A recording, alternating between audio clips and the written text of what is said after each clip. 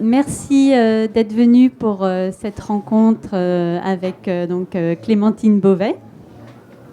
Donc, c'est une rencontre un petit peu ovni dans ce festival, puisque c'est autour de la littérature jeunesse. Et notamment, on va essayer d'interroger aussi la frontière entre littérature jeunesse et littérature adulte. Et on trouvait que Clémentine Beauvais était la personne parfaite pour parler de ça. Et pour te présenter rapidement, donc, une quinzaine de romans, d'albums à ton actif, de nombreux prix pour Les Petites Reines, le roman qui vraiment t'a fait connaître auprès des bibliothécaires, des documentalistes qui sont là, de tes lecteurs. Voilà. Tu es également enseignante, chercheuse à l'Université de York. Donc tu viens spécialement d'Angleterre pour nous. Là. Un grand merci à toi. Et pour cet entretien, on a pris le parti pris de parler de trois de tes romans, Les Petites Reines, donc, Songe à la douceur, qui est paru en 2016, qui est un récit que tu as écrit en vers libre, voilà, une adaptation entre guillemets de Pouchkine. Et puis l'année dernière, tu as sorti Brexit Romance, chez Sarbacane, qui est comme tu l'intitules souvent, un récit politico-romantique, voilà, en 4 actes. Donc voilà, on va parler essentiellement de ces 3 romans. Eh bien, on va commencer par Les Petites Reines. Donc, pour les personnes qui ne l'ont pas lu, très rapidement, ce roman retrace l'histoire de 3 collégiennes qui sont dénigrées sur Facebook et qui, plutôt que se laisser sombrer dans une déprime, décident de prendre les choses en main, de se prendre un peu une revanche sur cet état de fait. Et elles vont entreprendre un périple à bicyclette pour rejoindre de leur province Paris, où elles ambitionnent de s'incruster à la garden party de l'Élysée. Voilà, c'est la trame romanesque. Alors, le roman commence de façon assez tonitruante par cette phrase « Ça y est, les résultats sont tombés sur Facebook, je suis boudin de bronze. » Perplexité. Après 2 ans à être élu boudin d'or, moi qui me croyais indéboulonnable, j'avais tort. Voilà, donc nous sommes plongés dans l'ambiance de ce récit. Et avec Emma, nous est venue une première question. Pourquoi les réseaux sociaux qui sont présents d'emblée en introduction du roman et qui par ailleurs seront aussi très présents dans les autres textes, notamment le dernier, est-ce que pour vous, les réseaux sociaux sont un élément romanesque à part entière, une sorte de moteur de fiction? Est-ce que c'est un prétexte humoristique ou alors est-ce qu'il s'agit d'entretenir une connivence avec votre public supposé de jeunes lecteurs? Et tout à la fois. Pour moi, les réseaux sociaux, déjà, c'est pas du tout un gimmick. Je pense que c'est vachement important de dire ça parce que souvent, et là, j'ai conscience aussi qu'on est dans un thème qu'est-ce que la littérature jeunesse, qu'est-ce que la littérature entre guillemets adulte. Et ce qui est important de dire, c'est que souvent, quand on rencontre des auteurs entre guillemets adultes ou quand des lecteurs, lectrices adultes viennent lire nos livres en jeunesse, ils s'émerveillent de ce procédé narratif comme si c'était quelque chose de tout à fait révolutionnaire ou alors de très gimmick. Et en fait, nous, en littérature jeunesse, ça fait très longtemps qu'on fait ça, d'une certaine manière. Et je pense que vraiment, cette insertion de récits à travers des dialogues qui ont lieu sur, je sais pas, sur WhatsApp, sur Facebook, sur Instagram, etc., et puis de processus qui sont, par exemple, du hashtag, du lien, etc., ça fait assez longtemps qu'on fait ça en jeunesse et maintenant ce qui est intéressant c'est qu'on le voit arriver en adulte entre guillemets et quand ça arrive en adulte on a tout à coup c'est extraordinaire, regardez ces expérimentations incroyables qui se passent et nous on est là bon d'accord bon tant pis mais je dirais que c'est pas du tout un gimmick. Pourquoi? Parce que tout simplement, n'importe quelle époque va raconter ses récits avec des modes de communication de son époque. Et je prends souvent l'exemple de Proust qui passe un coup de fil pour la première fois, qui va raconter qu'il passe un coup de fil à sa grand-mère, quoi. Il décroche le téléphone. Et je me demande si les gens à l'époque, d'ailleurs, ils disaient « Incroyable, on mentionne des téléphones dans un roman, j'en sais rien, peut-être qu'on disait ça. » Mais c'est un peu la même chose, c'est-à-dire que je pense que dans quelques années, ça nous paraîtra très drôle qu'on se soit dit à une époque oh, « C'est incroyable, il était question de mail, il était question de... » Et après, la connivence... En tout cas, c'est pas du tout une question de manipulation mentale, genre on va faire comme si on était cool et tout. Moi, jamais je vais mettre un réseau social que j'utilise pas moi-même, ça me paraîtrait complètement étrange. La seule raison de les utiliser, c'est quand ça s'insère parfaitement dans un élan narratif. C'est au point que moi, ça me paraîtrait absurde de ne pas avoir des communications qui ont lieu de ce point de vue-là, comme si c'était, comme si dans un roman, on s'interdisait d'utiliser le téléphone. Pour moi, c'est vraiment ou le télégramme ou la lettre pour des romans de différentes époques. Donc non, c'est pas une question d'entretenir une connivence artificielle, mais certainement, oui, on est dans ce monde-là narrativement, et donc ça s'insère de manière tout à fait normale. D'accord. Donc, une autre question. Toujours dans ce roman des Petites Reines, on trouve de nombreuses allusions à d'autres œuvres littéraires de jeunesse. Boucle d'or, Harry Potter, Charlie et la chocolaterie. Et votre héroïne évoque très clairement elle-même ses lectures d'enfance dont elle se rappelle. Et nous avons envie de vous demander pourquoi ces citations dans votre récit. Alors là aussi, est-ce qu'il s'agit d'une complicité avec les lectures supposées de vos lecteurs ? Est-ce qu'il s'agit, vous, d'un hommage à vos lectures d'enfance ? Ou est-ce qu'il s'agit de vous insérer aussi, vous, en tant qu'auteur, dans un réseau d'œuvres dont vous faites partie ? Les trois à la fois. Pareil.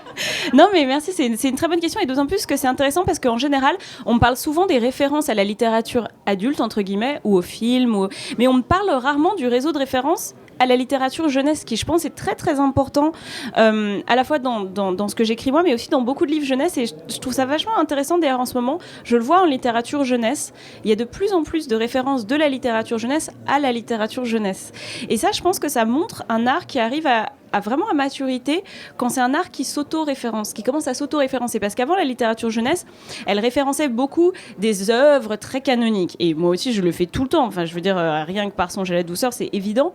Et donc, on avait une espèce de désir de s'inscrire dans une légitimité. C'est-à-dire qu'on va dire, en se référant à, je sais pas, aux Trois Mousquetaires, à Jeanne Onégine, à tout ça, on dit, mais moi aussi, je suis légitime, etc. Et c'est tout à fait normal. Ça fait partie de l'intertextualité. C'est ça aussi. Mais ce qui est intéressant en jeunesse, maintenant, c'est qu'on voit que les gens se font référence les uns aux autres, même à travers une même génération. Donc, je lis beaucoup de littérature jeunesse et ado, et on voit des petits clins d'œil de Vincent Villeminot, Marion Brunet, je sais pas, il se passe plein de petits clins d'œil, de petites références qui montrent pour moi que la littérature jeunesse arrive à un stade où elle assume pleinement le fait que c'est devenu un art et un réseau de références dans lequel on peut piocher. Après, que ce soit les lectures supposées de mes lecteurs, pas plus pour moi que quelqu'un qui, en adulte, va référencer, je sais pas, Houellebecq ou je ne sais qui comme ça. Ça veut pas forcément dire... Pour moi, la référence littéraire, en plus, l'intertextualité, ce qui est compliqué, c'est qu'on l'interprète souvent comme presque comme un jeu de chercher-trouve, quoi. C'est genre, est-ce que tu as reconnu la référence en page 8 ? Mais en vrai, c'est pas ça les références. Moi, ce qui m'intéresse quand on met des petits clins d'œil ou des petites références, c'est pas seulement les gens qui vont avoir la référence et trouver ça peut être plein d'autres choses. Et en jeunesse, on fonctionne souvent de manière anachronique. C'est-à-dire que moi, si je mets par exemple un clin d'œil à, je dis n'importe quoi, Proust, c'est pas parce que je me dis, je sais pas, Maud, 9 ans, va découvrir Proust grâce à moi. Ou alors c'est pas que je me dis, elle va le reconnaître. Ce qui m'intéresse, c'est plutôt le côté de se dire, peut-être que dans 10 ans, dans 15 ans, elle va découvrir un truc, elle va se dire « Ah, mais c'était ça, la blague de l'album, du truc !» Et c'est ça qui est super intéressant. Enfin, je pense qu'on a tous vécu ça à un moment, de découvrir beaucoup plus tard qu'un truc qui nous avait fait rire dans Le Prince de mots tordus. En fait, c'était une référence à un autre truc. Et c'est génial quand on a une histoire de lecteur qui se déploie comme ça sur plein d'années, où on va réenvisager ses lectures passées en découvrant les références auxquelles il était question. Le côté élitiste, seuls les lecteurs avisés reconnaîtront telle référence, ça m'intéresse pas du tout. En fait, ça, je m'en fiche totalement. Néanmoins, Jean-Paul Sartre est très présent dans ce roman. Mais oui, pour différentes raisons. Alors, une ressemblance supposée avec l'héroïne, et puis la maman de Mireille, donc l'une des protagonistes, est prof de philo. Elle a écrit une thèse qui s'appelle L'être et l'étonnement. Enfin voilà. Donc vous amusez avec tout ça. Non mais Jean-Paul Sartre, typiquement, là, je fais confiance à un autre truc. Je fais confiance au fait que les ados, ils lisent d'un côté, dans leur poche, ils ont aussi leur portable. Donc déjà, si ça les gave, ils vont arrêter de lire, ça, je leur fais confiance pour ça. Mais s'il y a une référence qui les intrigue au point qu'ils se demandent ce que c'est, il va leur suffire de taper Jean-Paul Sartre sans faire trop de fautes d'orthographe, et ils vont arriver à voir immédiatement à quoi ressemble Jean-Paul Sartre. C'est pour ça que ça m'inquiète pas du tout. En fait, je me dis, si ça les intrigue, ils vont chercher. Si ça les intrigue pas, ils chercheront pas. Mais comme je dis en fait dans l'histoire, parce qu'en fait donc la gamine est à un cocktail, un cocktail party du Rotary Club de Bourg-en-Bresse. On a tous retrouvés dans ce genre de circonstances. Et une dame lui dit, cette petite me fait penser à Jean-Paul Sartre, et elle dit, je le googlise, Jean-Paul Sartre, vieillard d'une laideur innommable. En fait, finalement, ça peut s'arrêter là. Jamais le lecteur a besoin de se dire nécessairement il faut que je vois exactement à quoi ressemble Sartre. Et après, oui, la mère, elle est philosophe. Oui, je m'amuse bien. Pourquoi pas. Mais encore une fois, l'important, c'est que ça soit drôle en soi, qu'il n'y ait pas besoin d'avoir ce tissu de référence. Si on l'a, peut-être que ça va ajouter quelque chose, mais bon, c'est pas absolument nécessaire. C'est peut-être aussi un petit clin d'œil pour les parents qui, par le plus grand des hasards, iraient lire ce que lisent leurs enfants. Oui, de toute façon, le livre jeunesse, par définition, c'est un livre qui se caractérise par un double lectorat toujours. Forcément un prescripteur, et un libraire, bibliothécaire, parent, quoi. D'accord. Emma ? Alors ensuite, on va passer à Songe à la douceur, qui était un projet étonnant, puisque vous aviez réécrit Eugène Onegin. Comment vous avez eu cette idée, cette envie de réécrire ce texte, ou de vous en emparer C'était assez particulier parce qu'en fait, dans ma vie, je m'étais jamais dit spécialement que je voulais faire une réécriture, même si ça m'a toujours intéressé beaucoup les réécritures, mais d'un point de vue de lectrice. Mais ce livre, c'était à la fois le livre et l'opéra, en fait, les deux. J'étais très obsédée par cette histoire, et je sais pas pourquoi, parce qu'en plus je dirais même pas que c'est mon livre préféré, ça n'a pas de sens en fait de dire ça, mais il y avait quelque chose qui m'habitait vraiment dans cette histoire, et je pense que c'est le fait que quand on est très baigné de littérature jeunesse, on a tendance aussi et qu'on écrit soi-même et ça, à repérer des histoires qui ont un côté très transcendant, très, très universel, cette espèce de feeling de littérature jeunesse. Et pour moi, avec Eugène Onegin, ce qui était super intéressant, c'est qu'il y avait une espèce d'intensité, d'élan narratif et de grands questionnements qui me semblaient fondamentalement essentiels en jeunesse. Et donc j'avais envie d'en faire quelque chose, mais je savais pas quoi. Pendant des années, j'ai vraiment tourné autour de ce sujet. Je savais pas quoi faire. Je savais pas si je voulais faire une réécriture, une vraie réécriture, ou plutôt m'inspirer de certains aspects, etc. Et en fait, ce qui s'est débloqué, c'est à l'écriture en vers libre, où je me suis aperçue que c'était vraiment de ça dont j'avais besoin. J'avais besoin d'une forme qui réussisse pour moi à complètement retransposer, réadapter ce texte qui s'est retrouvé à Paris de nos jours entre 2006 et 2016, pas du tout évidemment en Russie, etc. Et à partir de là, j'ai pu complètement me l'approprier et faire ce que je voulais faire. Mais il m'a fallu vraiment des années pour trouver ce format-là. C'est aussi très inspiré de l'opéra, donc il a fallu que je mette en place tout un tas de systèmes presque de représentation ou de performance pour le mettre en scène. Voilà. Et une manière très musicale de le mettre en scène qui s'est exprimée à travers le vers. Et là, d'ailleurs, il vient de paraître en littérature adulte, entre guillemets. Il est paru en format poche aux éditions Point. Pourquoi ce passage en adulte ? Vous avez eu une discussion avec votre éditeur à ce sujet ? C'était un souhait de votre part Non, les auteurs n'expriment jamais aucun souhait de quelque nature que ce soit auprès des éditeurs. Non, ce qui s'est passé, c'est marrant d'ailleurs parce que quand on le voit comme ça, je sais pas si ça fait particulièrement plus adulte, mais en tout cas c'est censé être en adulte, donc déjà ça c'est intéressant. Voilà, c'est l'édition jeunesse, l'édition adulte. Je sais pas, moi je trouve, j'arrive pas très bien à voir une différence très forte. Ce qui s'est passé avec ce livre, c'est qu'on s'est aperçu qu'il était, les éditeurs, je pense, ont vu qu'il était très lu par des adultes aussi. Et quand il a été acheté en poche par Point Seuil, la condition qu'a posée mon éditeur Sarbacane, c'était qu'il soit publié en adulte et non pas en jeunesse. Et ça, c'est pour des raisons de commerciales de base, qui est que le grand format rapporte beaucoup plus que la version poche. Et que si on peut avoir deux lectorats différents, que le grand format continue à se vendre en jeunesse et que la version poche se vend en adulte, c'est l'idéal. On a l'impression de quelqu'un qui vraiment tire les ficelles, d'un petit théâtre de marionnettes. Vous parlez d'ailleurs dans votre texte d'un privilège un peu énigmatique, d'être à deux endroits à la fois et de pouvoir voir ce que chacun fait. Pourquoi choisir d'être aussi présente dans le récit en tant qu'auteur ? Alors, je rectifierai juste ce mot d'auteur, parce qu'en fait, c'est vraiment la narratrice pour moi. Ouais. Et ça, c'est important parce que c'est pas moi en tant qu'autrice. Moi, je suis pas du tout cette personne.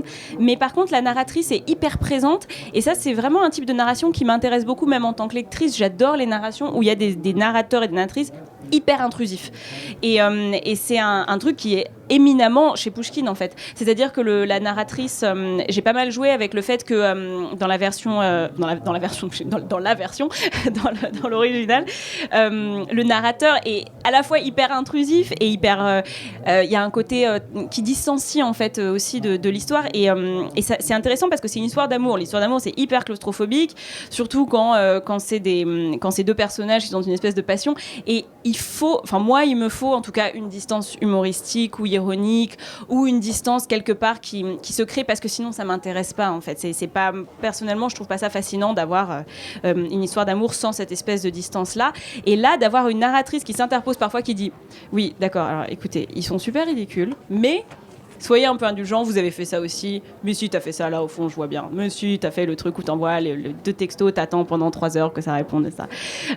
Et donc, c'était une manière de mettre ça à distance. Et puis, c'était aussi, ça faisait vraiment partie pour moi pleinement de l'élan narratif du livre original. Évidemment, c'est un narrateur et, dans le livre original, et il parle beaucoup de cette espèce il est très amoureux un peu de Tatiana, etc. Donc moi, j'ai un peu renverser ça en me disant tiens, on va faire une narratrice qui, elle, a cette espèce de fascination pour Eugène, et ça permet de jouer avec cette tradition-là. Mais ouais, c'est un type de narration qui me plaît en général. Donc avec Songe à la douceur, on était sur une histoire d'amour. On peut continuer avec Brexit Romance, qui est aussi plein d'histoires d'amour dans Brexit Romance. Donc, pour ceux qui ne l'auraient pas lu, ça démarre dans l'Eurostar avec Marguerite, qui est une jeune soprano de 17 ans. Elle est accompagnée de son professeur de chant, Pierre. Enfin, c'est son professeur, mais c'est son mentor, c'est son protecteur. Il a plein de rôles, Pierre. Et donc, ils se rendent en Angleterre parce que Marguerite doit chanter. Et dans le train, ils vont rencontrer une jeune fille, Cannelle, qui, elle, se prépare à un mariage blanc. Voilà, elle a rencontré Justine, qui est anglaise, et Justine a créé une application qui s'appelle Brexit Romance. Et c'est pour marier des couples. Alors, j'aimerais bien lire ce petit extrait, parce que ça situe pas mal le déroulement. Donc, hop, je reprends la bonne page, c'est mieux. Non, c'était dans l'autre. C'était dans celui-là.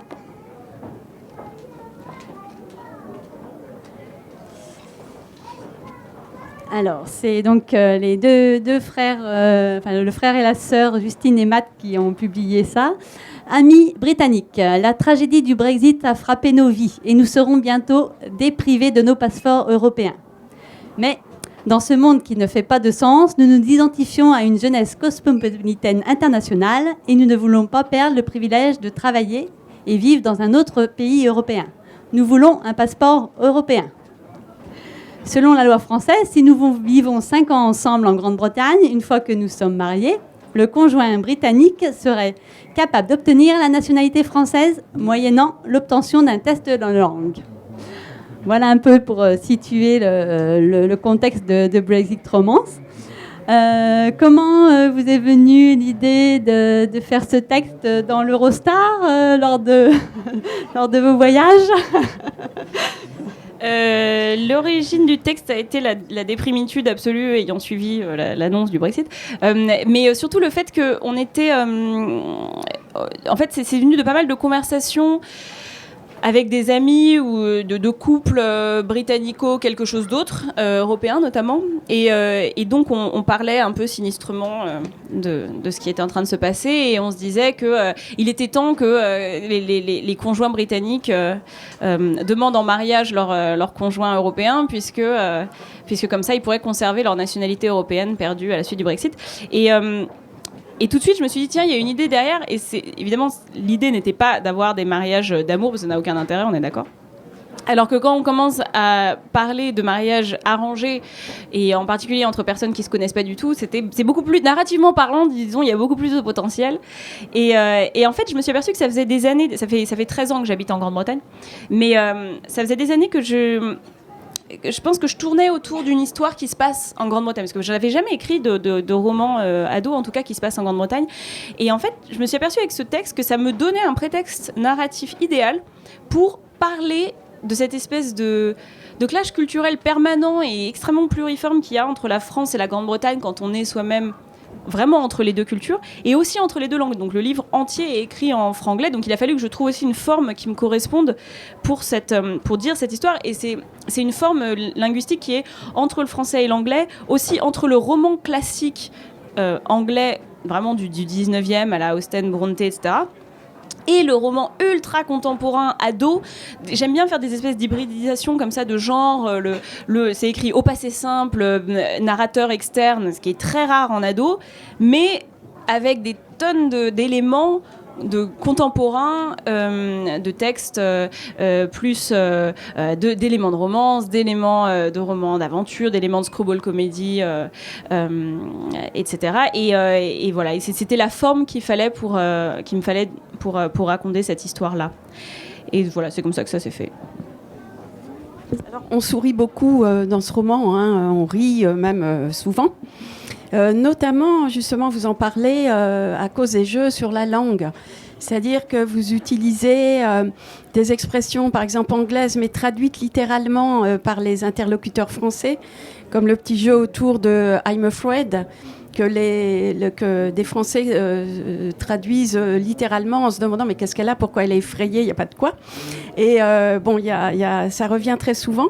Et donc, on voulait vous poser la question de savoir si pour vous, vous venez d'en parler, il y a effectivement un facteur d'humour, un facteur très comique à jouer comme ça sur la pas tout à fait bonne compréhension des deux langues. Et puis, vous demandez aussi, est-ce que c'est aussi l'expression d'une jeunesse cosmopolite qui utilise une langue très hybride, qui, du coup, apparaît à travers ce roman précisément, quoi. Oui, enfin, cela dit, les jeux de mots en question, du genre du I'm afraid, j'ai bien peur de, machin, c'est vraiment des espèces de nuances linguistiques qui sont pas du même ordre que les anglicismes qu'on pourrait utiliser dans la Startup Nation d'aujourd'hui, où on va faire un brainstorming après avoir processé et digesté tous les genres de choses. Il y a de ça aussi, parce que ça m'intéresse aussi, l'incursion de l'anglais dans le français. D'ailleurs, moi, j'en fais plein, parce que je fais plein d'anglicismes tout le temps. Mais ce que je trouve aussi marrant, c'est cette espèce de pensée entre deux langues qu'on peut développer quand on s'aperçoit que, par exemple, en Grande-Bretagne, les anglo-saxons, mais particulièrement les britanniques, ils disent toujours plein de formules de politesse extrêmement en poulet qui semble totalement normal en Grande-Bretagne. Donc moi, en Grande-Bretagne, c'est impossible, en effet, de dire je vais pas pouvoir venir demain. C'est I'm so sorry, I'm afraid, I'm not going to be able to make it to yours. Je suis désolée, je suis vraiment profondément désolée, mais j'ai bien peur de ne pas tout à fait pouvoir réussir à atteindre votre maison demain. Mais c'est impossible de le dire autrement. Ça serait extrêmement impoli de le dire autrement. Et il y a plein de passages dans Brexit Romance, notamment avec le Lord Cosmo qui va parler à Marguerite et qui lui dit des choses du genre je sais pas, je ne suppose pas que vous puissiez venir demain. Et elle comprend rien du tout et elle dit vous ne supposez pas que, je n'imagine pas que vous soyez libre. Elle lui dit mais pourquoi elle lui dit ça? Je peux vous le lire un moment, mais il lui dit donc il y a un lord qui arrive à côté d'elle, donc le fameux Cosmo, qui va voir Marguerite et qui lui dit je vous ai vu la semaine dernière à l'opéra, dit le jeune homme, mais jamais dans mes rêves les plus fous aurais-je espéré vous revoir ce samedi. Permettez-moi, dit-il, puis il lui jeta au vent une incompréhensible poignée de mots. Isn't it? Anyway, incompréhensible. My name, incompréhensible. Vraiment impressionnant, incompréhensible. Don't you? Yes, articule là seulement Marguerite. Que venait-il de lui dire? Elle avait vaguement conscience que dans un coin, Matt et ses amis l'observaient, buvant du champagne avec un intérêt amusé. Elle reporta son regard sur le visage du lord, observa sa bouche qui articulait les mots à toute vitesse. « Anyway », disait celui-ci, et subitement elle comprit un peu mieux son anglais, éclairci par le stimulus visuel adjoint à l'oral. « Je ne suppose pas que vous soyez libre le 14 juillet. » Il y eut un silence. Il attendait une réponse. « Vous ne supposez pas ?» répéta Marguerite. « Je ne suppose pas que vous le soyez, reprit le jeune homme contrit. Vous devez être très occupé. »« Occupé ?» répéta Marguerite. « Je ne suppose pas que vous ayez beaucoup de temps libre. » Je n'ai pas compris votre phrase, essaya de répondre Marguerite, mais c'était comme dans un cauchemar. Elle dit d'abord I haven't understood, puis I didn't understood. Tout était un enfer d'irrégularité de niveau 6e. Madame Kessler aurait été très déçue. Et ensuite, elle utilisait le mot phrase au lieu de sentence. Calque terrible, moins 3 points en version. Elle, qui était la première de sa classe à Dmitri Vostovski. Le lord eut un gentil rire. « Oh, je suis tellement désolée, je parle beaucoup trop vite et avec cet atroce accent qui agace tellement de monde, je disais, je ne suppose pas... Bonté divine, comment le dire autrement? Je n'imagine pas que vous soyez... Enfin, pour le dire impoliment, êtes-vous libre le 14 juillet ?»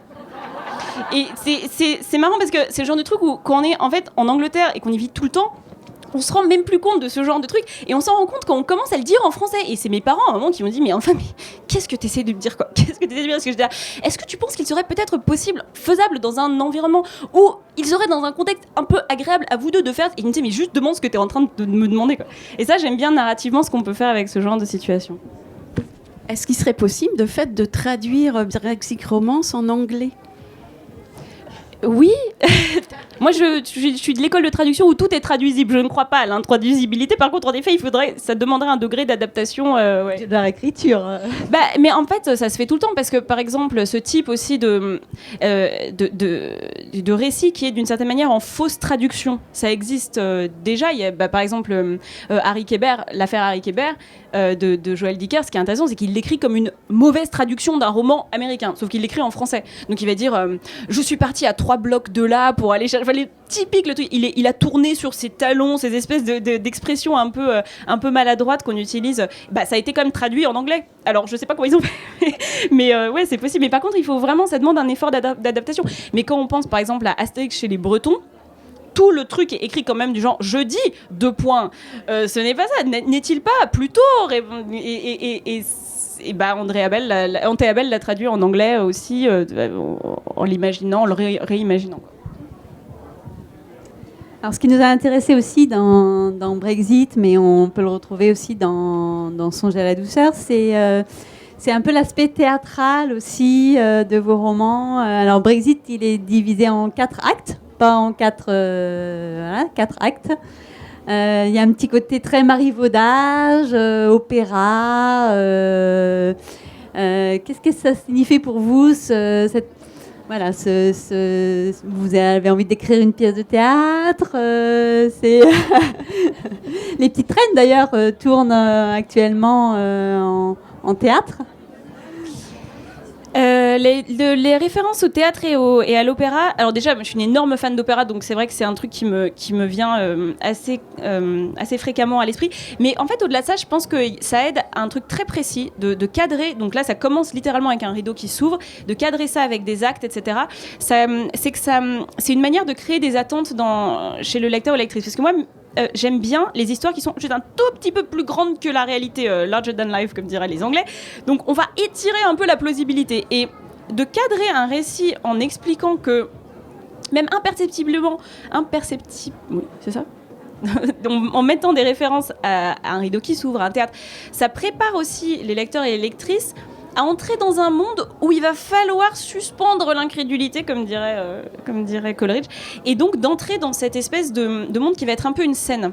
Et ça, j'aime bien en fait les situations narratives qui sont un petit peu implausibles, un peu artificielles, c'est très scénarisé, et on va dire, ok, bon bah voilà, il va falloir que tu crois que c'est tout à fait plausible, cette coïncidence, qu'elle arrive dans le train, elle va rencontrer pile la nana qui va se marier, un mariage arrangé, et qu'un peu plus tard, elle va rencontrer le lord, dont elle rêve depuis qu'elle est jeune, qui lui-même... Et ça, on peut le faire du moment qu'on dit c'est un peu comme du théâtre. Parce qu'au théâtre, ça peut se passer. À l'opéra, ça peut se passer. Et ça, j'aime bien créer ce sentiment-là. Et c'est pour ça que, vraiment, quand on me dit des trucs du genre « Mais c'est complètement implausible qu'elles aillent à vélo de Bourg-en-Bresse à Paris », je dis « Bah oui. » Et voilà, c'est tout. Parce que, oui, bien sûr, c'est pas grave. C'est la magie de la littérature en même temps.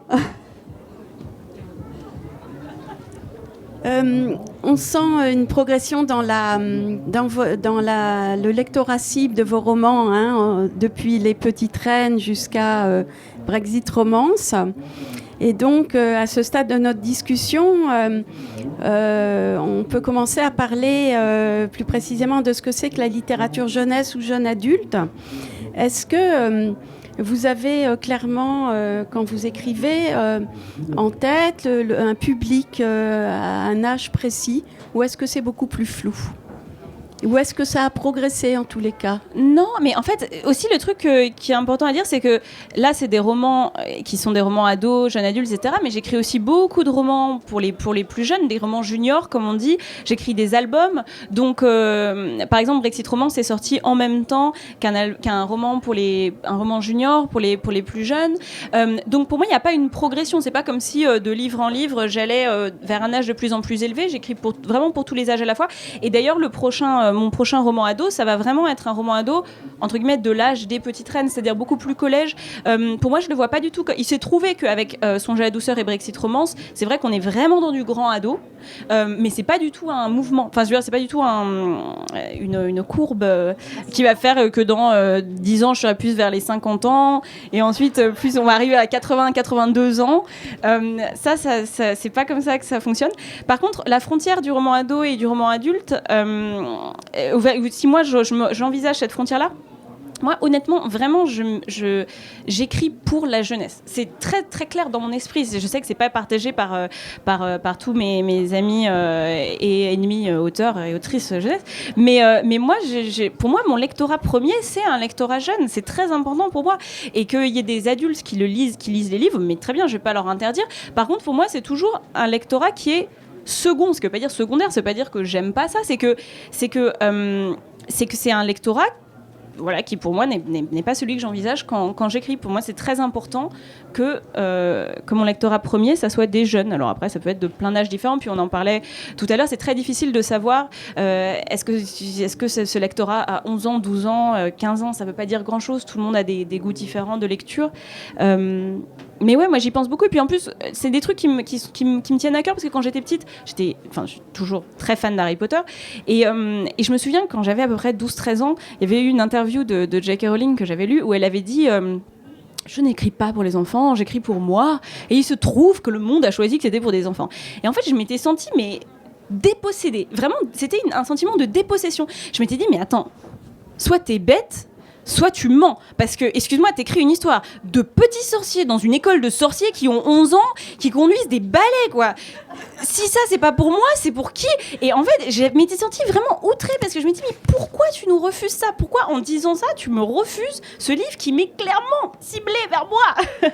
Et donc, je me suis toujours dit que moi, j'avais pas envie de faire ça. Il se trouve que je pense bien sûr énormément aux enfants et aux ados. J'en rencontre 3000 par an. Je veux dire, je vais dans les écoles, dans les collèges, dans les lycées pour parler à des enfants et à des ados. Si à côté de ça, je disais, ah non, mais j'écris pas pour eux. Non, j'écris pour tout le monde en général, et il se trouve que c'est lu par eux. Je sais pas du tout comment ça se passe. Je lance des mots au hasard, ils retombent en littérature jeunesse. Non, c'est pas vrai. C'est un point de vue qui n'est pas effectivement partagé par tous les auteurs jeunesse. C'est vrai qu'on entend souvent dire qu'en fait, la littérature jeune adulte ou adolescente, c'est un effet marketing. C'est-à-dire qu'un texte est placé là par l'éditeur en dehors de la volonté de l'auteur. Alors qu'en fait, vous revendiquez une écriture destinée à des jeunes lecteurs. Vincent n'est pas d'accord avec ce que tu dis. Il n'a pas l'air d'accord. Tu veux le micro ?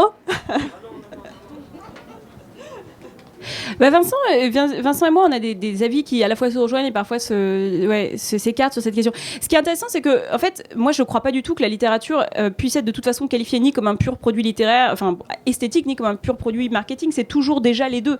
Donc, qu'on dise c'est du marketing de décider que ça va être en jeunesse, je dis oui, mais en même temps, tout est un mélange entre... Il y a toujours une tension qui peut être très productive d'ailleurs. Ce qu'on appelle un genre littéraire, c'est pas quelque chose de l'absolu. C'est toujours... Un genre littéraire, c'est toujours déjà catégorisé à la fois par des caractéristiques, des conventions d'un texte et par sa rencontre avec un certain public dans une certaine catégorie de lecture qui peut passer par des catégorisations de librairie, par des pratiques de médiation, par des préférences de lecteurs et de lectrices qui s'expriment eux-mêmes en réponse à des chroniques et à des pratiques de médiation. Enfin, tout ça est dynamique, c'est dans une relation dynamique. Donc oui, que la littérature ado est émergée en tant que catégorie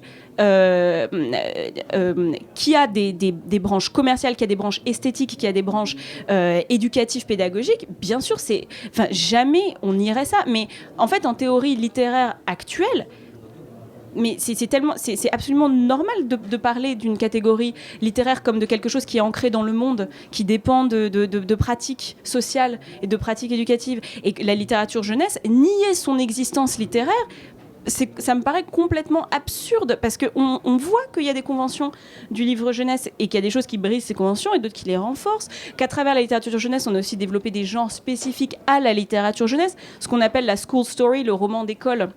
En littérature jeunesse, c'est un genre littéraire très spécifique en littérature jeunesse, par exemple. Il existe. Après, de dire qu'il y a aussi des pratiques commerciales qui s'y attachent, oui, ça, c'est tout à fait normal. Donc, la littérature jeunesse existe et le roman ado, la littérature ado existe à l'intérieur de la littérature jeunesse. Son émergence récente en fait pas du tout quelque chose d'illégitime. Bien au contraire. Ça montre que la littérature réagit de manière vive et dynamique avec ses pratiques, avec les pratiques dans lesquelles elle est ancrée, quoi. Oui, puis il y a une réelle qualité littéraire dans la littérature ado que l'on ne peut pas nier de toute façon. Hein. Et puis nous, on le voit en librairie, on a de plus en plus de lectorats adultes aussi qui viennent piocher dans ces textes-là et qui sont ravis. Ouais, et d'ailleurs, mais enfin, moi, je fais quand même gaffe à ne pas faire que ça devienne la lettre de noblesse de la littérature jeunesse que des adultes viennent s'y pencher. Et ça, je fais très gaffe parce que, alors, la littérature ado, parfois, elle est faussement reconnue comme étant littérature adulte quand des adultes commencent à s'y intéresser. Et ça, je trouve ça super dommage parce que ça veut dire que jusqu'à ce qu'on s'y intéresse en tant qu'adulte, elle n'était pas tout à fait légitime. Et en littérature jeunesse, on a une catégorie de livres en particulier qui souffre énormément, c'est le roman junior, c'est-à-dire le roman, en gros, on va dire, depuis les premières lectures jusqu'à 11-12 ans. Et c'est une catégorie de livres qui est crucialissime. C'est quand même les livres à travers lesquels les enfants acquièrent la lecture. Ils en lisent, mais des tonnes et des tonnes et des tonnes et des tonnes et des tonnes. Et en fait, cette catégorie de la littérature jeunesse, autant les albums, les adultes adorent les albums, c'est très beau les albums, ça ressemble un peu à l'art. Les adultes aiment aussi beaucoup la littérature ado, c'est très beau la littérature ado, ça ressemble un peu à la littérature adulte. Mais alors, au milieu, il y a cette espèce de vague de bouquins que les enfants consomment, mais énormément. Il y a des merveilles, des trucs sublimes, des petits bijoux, des trucs splendides, des trucs d'aventure, des trucs de guerriers. C'est d'une variété extraordinaire. Mais alors, les adultes s'en foutent totalement parce qu'en fait, ça leur parle pas. C'est très difficile comme d'être touché par des romans juniors d'aventure et ou de plein de choses, d'ailleurs de poneys, de fantômes, des trucs comme ça. Et en fait, comme les adultes ont du mal à entrer en résonance avec cette littérature, ils en parlent beaucoup moins. Et je trouve ça intéressant, c'est que tant qu'un livre n'est pas en résonance avec un lectorat adulte, il est beaucoup moins noble. Et le roman junior souffre de ça. Et donc je dis, il faut faire gaffe à ne pas faire que ce soit que la littérature ado qui résonne avec les adultes, qui soit considérée comme de qualité. Tout à fait. Comme vous vivez en Angleterre, est-ce que vous ressentez en Angleterre La même chose justement par rapport à la littérature jeunesse, son statut au sein de la littérature générale, ou est-ce que c'est un petit peu différent? On nous a souvent dit que c'était un peu différent en Angleterre. Est-ce que vous l'avez constaté? En Angleterre, la littérature jeunesse en général a un statut beaucoup plus haut, mais je pense qu'il faut faire attention à ce que ça veut dire. Ça veut aussi dire que commercialement et économiquement, c'est une littérature beaucoup plus puissante et qui du coup mobilise quand même beaucoup plus de pratiques, de médiation journalistique, etc. Donc c'est un petit peu ambigu parce qu'en même temps, ça veut dire que c'est quand même une littérature qui, moi, me semble beaucoup plus formatée qu'en France. En France, on est encore dans une espèce d'expérimentation joyeuse qui est quand même beaucoup moins encadrée par encore une fois, il faut penser au contexte social et économique de la littérature jeunesse en Grande-Bretagne, qui est un pays où il n'y a presque pas de librairie indépendante, où les médiateurs du livre jeunesse sont très concentrés dans les mains d'un certain nombre de, vraiment littéralement, de personnes qui choisissent et élisent un certain type de texte. C'est une littérature qui est très inféodée aussi à la littérature américaine, donc qui va aussi recopier des genres, des techniques narratives et stylistiques, etc., du roman américain. Donc c'est très différent d'ici, de facto. Et par contre, en ce qui est... Oui, elle a ses genres spécifiques. Et en général, ça tend à glisser vers la France un peu plus tard, quelques années plus tard. Donc, par exemple, la dystopie a glissé vers la France quelques années après avoir commencé aux États-Unis, à passer en Grande-Bretagne. On les voit un petit peu arriver comme ça. Le roman de détective pour enfants, ça fait une petite dizaine d'années maintenant, qui commence à être vraiment populaire en Grande-Bretagne, aux États-Unis, commence à glisser en France. Donc, on s'aperçoit quand même qu'il y a énormément d'imports et d'influences. Nous allons bientôt arriver à la fin de cet entretien. Est-ce qu'il y a dans les lecteurs là, des questions? On va en profiter un petit peu, là, il reste quelques minutes. J'arrive.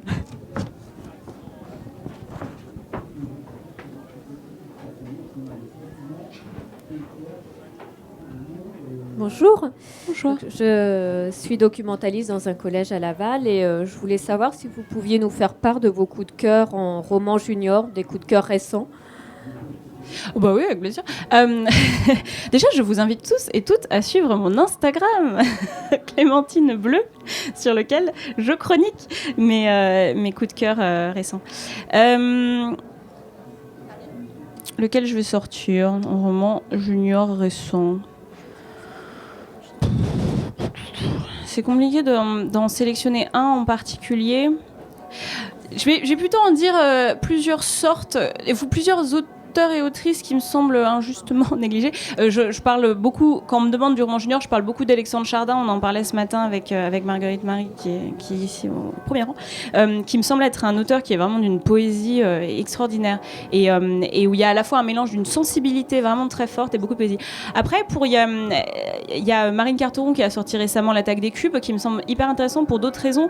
C'est que donc c'est un roman qui a inspiré beaucoup de Minecraft, et on sait à quel point les ados, les très jeunes ados, en fait les pré-ados, jouent énormément à Minecraft, à Fortnite et compagnie. Et ce que je trouve super intelligent, ce qu'elle a fait, c'est qu'elle a repris les codes du jeu vidéo et elle en a fait quelque chose d'ordre littéraire. Et ça, c'est un super exemple d'hybridité de cette manière-là. Dans les histoires de détectives dont je parlais tout à l'heure, il y a la super série de Robin Stevens qui s'appelle comment ça s'appelle en français? Ça s'appelle je sais plus, c'est le club des détectives de Wells and Wong. C'est chez, il me semble que c'est chez Flammarion. Ça, c'était vachement bien.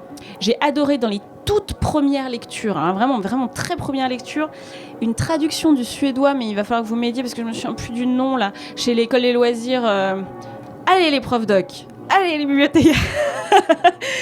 Le bonheur, truc du bonheur qui rend heureux. Vous calez? C'est sur mon Instagram quelque part, mais il s'appelle Eriksson, forcément, je pense. Non? À peu près. C'était un nom suédois. Oui, c'est Eriksson. C'est ça? Après, j'aime bien. Bon, alors, après, il y a plein de nouvelles séries, de nouvelles collections. Alors, il y a la collection Pépix chez Sarbacane pour laquelle j'écris, mais il y en a aussi d'autres chez Rajo, chez Albin, au Poulpe, chez Poulpe Fiction, etc., qui sont spécifiquement, qui produisent spécifiquement des romans illustrés un peu à la plume, type Ligne claire, et qui sont en général plein d'aventures et d'actions. Et ça marche. C'est une bonne idée de regarder les collections aussi, parce que comme ça, ça veut dire qu'on peut en lire un et puis plusieurs autres. Enfin, ça, c'est juste ces exemples qui me viennent à l'esprit comme ça, mais je dois en avoir plein d'autres que j'oublie. Enfin, en tout cas, c'est les premiers qui me viennent à l'esprit comme ça. Est-ce qu'il y a d'autres questions, d'autres envies d'intervention? Non? Il va y avoir une séance de dédicace et si vous voulez venir juste parler avec Clémentine, donc ça sera au milieu là. Merci à tous. Merci à beaucoup Clémentine. Ouais. Voilà.